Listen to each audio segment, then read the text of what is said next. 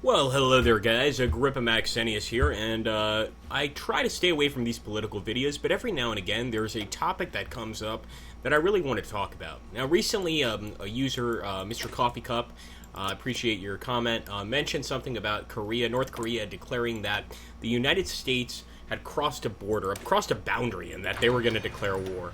Now, being 27 years old, I've heard so many threats like this from North Korea that it's gotten pretty silly, and I want to fill in everybody on the facts that really surround this war and the truth behind it. And that is that South Korea, China, and the United States do not want, I repeat, do not want the North Korean dictatorship to fall. And I'm going to explain why. Now, many of you have been watching the war in Syria right now, and you're probably like, holy crap, this is a true nightmare. You have to keep in mind that Syria has a population of about 17 million, roughly speaking, and honestly, if we're looking at the immigration stats from Syria, a lot of those immigrants are coming from other countries. So that is something to keep in mind. However, we also have to keep in mind the fact that North Korea has a population of 26 million, okay? Now, what do you guys think is going to happen if North Korea suddenly, out of nowhere, decides, you know what, we're going to overthrow Kim Jong-un, we're going to create a democracy, and we are going to revoke what people call communism, what I call, in my opinion, totalitarian monarchy, which is what North Korea is. It's a totalitarian monarchy. It's not a communist state. In fact, the entire ideology of Juche is built on, number one, it's basically country first, so it's very patriotic. And it also means to basically subsist on your own. In other words, the government is not going to provide for you. You must subsist on your own. And for any true communist, and I'm not a communist, but I know communism enough to know that this is not the ideology of communism at all. In fact, it's the exact opposite. It's that the state should provide for the individual. In North Korea, if you can't grow your own food, if you can't provide in some way, you will die. And if you go to the state and ask for help, there's a good chance you might wind up in some sort of concentration camp. Now, the fact is that South Korea and China cannot deal with 25 million immigrants. They can't. All right? We're already in Europe and the United States having troubles just with a very small amount of immigrants. I know that right now, for instance, in the United States, just merely the talk of 20,000 Syrians coming is absolutely tantamount to treason. And the scary thing is here, my friends, is that if North Korea becomes a democratic state, people are not going to stick around. You guys can take a look at East Germany during the fall of the wall and what happened. You can even, actually I was going to say when China modernized, that's really not such a good, it's not such a good example because China is still a communist state. It's not, I know that many Marxists will disagree that it is a communist state, and I agree that economically speaking, it's actually far from communism, but there are still tiny tidbits of communism in China. And even China does not want North Korea to be destroyed. In fact, China is kind of like North Korea's big brother. They'll do whatever they can to defend it. Another way that I can basically essentially explain this, and I'm going to essentially start putting news links when I start making these stories. I think it was 2013, 2014, it may have been even sooner, that North Korea launched a missile at a tiny South Korean island. And I have no idea where this island actually is, but just looking at this map, it would be something like this tiny island right here, or one of these tiny islands that are not put on the map, just a very, very small island with a very tiny population of South Korean citizens. They ended up killing 16 South Korean citizens.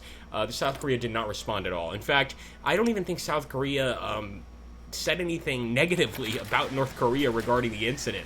I don't even think that they chastised them. They certainly didn't respond in any way whatsoever. So we have to keep in mind that these things occur. I'm going to get some militia brigades. In this particular situation, I assure you that North Korea, when they say we're going to declare war, or when they say we're going to war with the United States, it's all bullshit. They cannot survive, and this is something else to keep in mind without the United States. A funny thing that you might want to think about is that North Korea receives food aid, okay?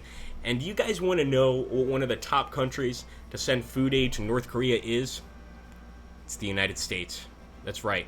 And I'm not sure the name of the program. I believe it's the International Food Aid Program. It is sponsored by the UN, the United Nations, but we give them the most food. This is not a country that can do anything. And even looking at it right from here, from space, they can't do a damn thing. Now, their nukes, their nuclear capabilities, they claim to have nukes that can fire all the way to the United States. I believe that even their ICBMs, they call them ICBMs, they basically fired them over the Sea of Japan, somewhere over here, and they didn't even reach close to what the North Koreans claimed they did. They were fake. They were basically a pile of junk thrown together. So in many ways, I think that the North Korean people certainly are interested in some sort of change. I'm sure that a lot of North Koreans are not happy with the dictatorship they live under. But I will say this, that even a revolution in North Korea to topple the dictatorship, in my opinion, will actually be assisted to be stopped not just by the North Korean government, but by China and South Korea. They would actively seek to stop that overthrow because it would mean 25 million and possibly 27 million. We're going by CIA statistics. We don't know about, North Korea is not going to be very open with their population. To be quite honest with you, 25 million is a guess. I would guess something closer to 30 million. That many immigrants would be double. That's right, double the amount of immigrants that we're dealing with in Syria right now. And we're talking, and let's take a look here. Now, China's a big country, fair enough. But if we look at Europe, now these Syrian immigrants are flooding in all through Europe. Now, they're going through here, of course, up through Turkey, getting into Europe, going in through here, going to all these countries, of course. And honestly, many countries are having a lot of problems with immigration, serious problems. Even the UK is getting a ton of immigrants. Now, just imagine that scenario, but with 10 million more people split between two countries. Because I promise you one thing. The North Koreans will run away to China. They will run away to South Korea. They're not going to run away to Japan because they can't get there. And they're certainly not going to run away to Russia because the Russians actually have very strict immigration policies. And if you are found to be on Russian soil and are not Russian, you will be booted right back to your country pretty quickly. The Chinese have similar policies regarding immigration, but with such a massive world event like a revolution in North Korea, I don't think they could stop the wave of immigrants coming. So that's just Agrippa's opinion. I hope you guys enjoyed this video, and I hope you guys will put a little like down below, some of your own thoughts, etc. And best of luck. Thank you for watching. Have an awesome day.